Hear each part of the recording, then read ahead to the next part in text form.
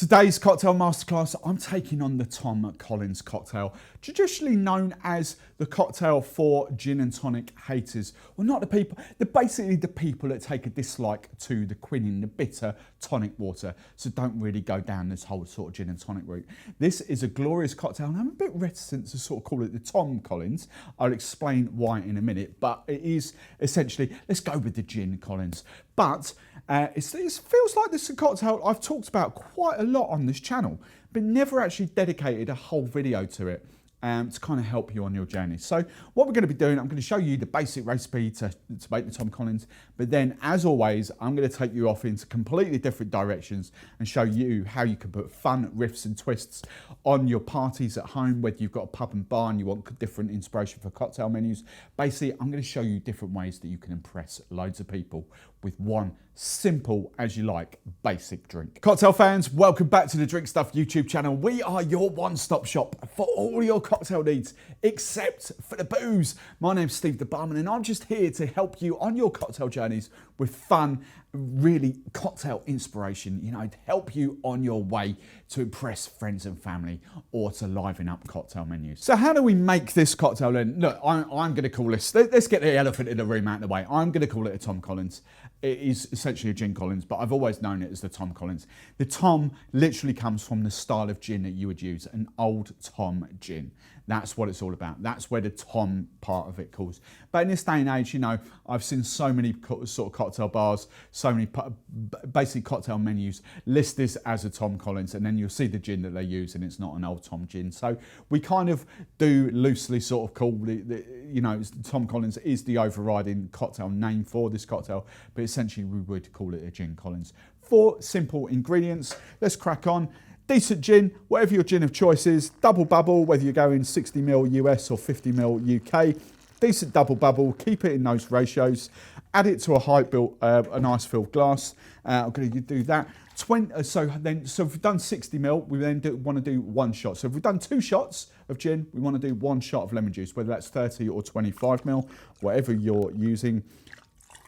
So we've got lemon, and then we want to do half a shot. Again, if that's 12.5ml or 15ml, it's up to you.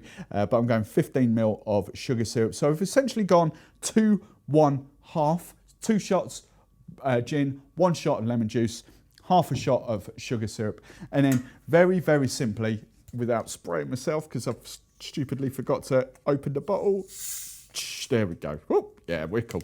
And then just top it up with soda water. It's that simple, that easy, long drink, absolutely delicious. Just give it a quick little stir to combine the ingredients, bring that lemon up to the top there, and of course you can use fresh lemon juice. It's just here in the studio, I've got loads of the ODK stuff. Simple, faff-free, long life, shelf stable, works an absolute treat. But there you go, that is your Tom Collins. And then to garnish it up, hopefully I've got it ready. We just use, it's up to you. I'm going to go lemon here, dehydrated lemon. Sorry, let's show you what you've got there. You could go orange. Oh, these smell absolutely gorgeous. Oh, I love that smell. Dehydrated lemon there. And I'll make it look pretty for the thumbnail, but a maraschino cherry, like a cocktail cherry in there. And that is as simple and as easy as the Tom Collins gets. And do you know what? That is an absolute banger of a cocktail. In its own right, a plain gin Collins, Tom Collins, in its own right, it's just flipping delicious. That lemon juice, you might think, oh, that's a lot of lemon juice. I promise you it's not. With that sort of 2, 1/2 ratio, it's just perfectly balanced. And the soda there, you don't need to add lemonade. Soda water works a treat in that. And if you think I'm being tight and not put the cherry in there yet, yeah, I am. But if I put the cherry in there, all that sort of red liquid's just going to run down there. And by the time I get around to shooting the thumbnail, it's going to look a bit silly. So I'll do that at the end. But simple, easy gin Collins, Tom Collins, whatever you want to call it. How do we go about riffing this up? Now look, I know this is one area I have talked about a lot in these videos. The flavoured gins always come out to play, but it's no different in this cocktail. You pick your flavour, it is going to work. You pick your brand, it is going to work. Whitney Neal is the brand that I've got here. You name it, whatever your local gin of choice is, whatever your local flavour of choice is, it's going to work in this cocktail. So don't sit here watching this thinking, I have to use these 5 flavours. These are just the 5 that I picked up. Literally anything from berry to passion fruit to mango to plain gin to, you know, the quince, which is apple and pear, the gooseberry, a personal favourite of mine, the Parma violet, they are all gonna work. Simply swapping that gin out for your gin of choice. Go crazy, go for your lives. Whatever you've got will work, I promise. Now I think going through this cocktail, the one obviously non-negotiable in this is the kind of lemon juice. You probably could use lime juice, but actually lemon juice works an absolute treat in here. So that is the actual non-negotiable. Before I get into showing you the kind of inspiration from sugar syrups, you know what's coming. But you know, I'm going to give you some fun ideas that you could use. Stay tuned, because it's the soda water riffs that kind of traditionally blows people away, because for some reason people don't comprehend that bit. They'll quite happily swap the gin out, but they never realise about swapping the soda water out. So I've got plenty of inspiration coming up for that riff in a minute. That is so good. I forget how good a plain Collins is, but I'm going to talk to you about flavours, because I know you guys like flavours. Now, I could stand here for 20 minutes talking you through every single different flavour that we sell. The one thing I will say for this cocktail, stay away from the coffee syrup style things, so like your cinnamons, your basically your spices, cinnamons, vanillas. Vanilla might work, but not brilliantly. Your chocolates and all that. What you want to stick to is kind of the fruitier, floral kind of flavours in here. I've got the 3 brands that we sell massively of. We've got William Fox, we've got ODK, and we've got Monin. We've obviously got the syrups from Monin as well. You honestly go for your life and mix and match. A flavoured gin with a flavoured sugar syrup is just going to create, and call it a different name. You know, just call it, you could call it, I don't know, strawberry if you're going, what are we going? Gooseberry gin. You could call it a strawberry and gooseberry Collins. Of course you could, but if you want to name it up something completely different, like most bars would do, you go for your life. But the point I want to make is any combination will work here. You know, the big one I kind of rock out quite a bit actually is elderflower, and maybe not wild berry, or wild berry is a good shout, but like elderflower and raspberry I would kind of go for. The purees will work, the fruity mixes, the plain syrups will work. You literally go for your life, whatever your favourite flavours are, whether it be peach, whether it be apple, whether it be rhubarb, grapefruit, lemon, or you could go lemon syrup in there. Lemon on lemon is really, really nice. Kind of gives it an extra sort of zingy, sherbety kind of flavours. You know, whatever your favourite flavours are, there's a syrup out there of that same sort of flavour, and they will work a treat, I promise you. So don't let me stand here and go, try this or try that. You pick your favourite flavours. Let me know in the comments below what they are, and then go from there. Now, coming on to the 4th element of the cocktail, the soda water. This is where I like to do the most damage and open people's eyes up, because for some unknown reason, people really don't comprehend this. And whenever I do talks about this, whenever I do masterclasses, this is the one thing, the area where people just go, wow, I never realised that. And for me, it's so obvious. It's the thing, it would probably be the first thing that I thought of after obviously the flavoured gin, because they're in abundance, but it is the soda waters. Now, people kind of think, I've got tonic waters here, and you know, it's soda water. I don't really like tonic waters. Look, let's be brutally honest. There are very few tonic waters on the market these days that are actually bitter. The bitter quinine that we knew from the 90s and early 2000s.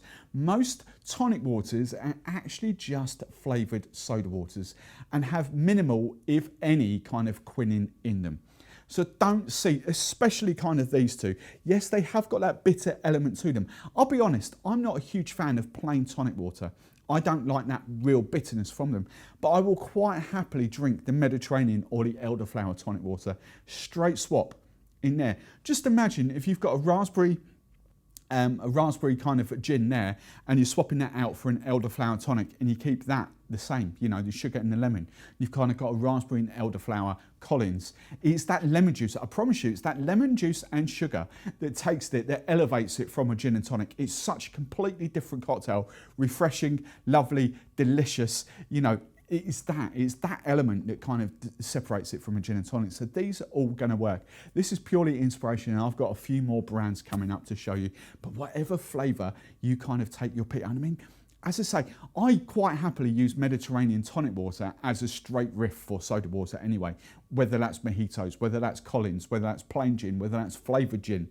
You know, that all works a treat. Don't think it doesn't, because I promise you that it does. So just very quickly, just to run you through these 5 flavours. I've got plenty more down there on the floor. I just got 5 up here.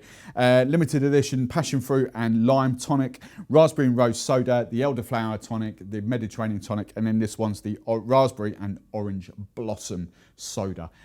Promise you, they're just going to work. They haven't got the sweetness of a lemonade. That's why they work. A lemonade makes them too sweet in my book. All right. Yes, you could dial down the sugar, but it is that perfect ratio of like 2 or 1 to a half. If you're doing 2, 1/2, it's that perfect ratio of lemon juice and sugar that makes that cocktail work. So substituting that for lemonade, for me, is just going to make it too sweet, okay? Because then you kind of have to faff around with your sugar syrups. That's why sodas, tonic waters are perfect. Now, just before I get on to the next brand, I go shopping at Marks & Spencer's quite a lot. Yeah, I'm posh, I quite like M&S, bit of M&S food, it's really good.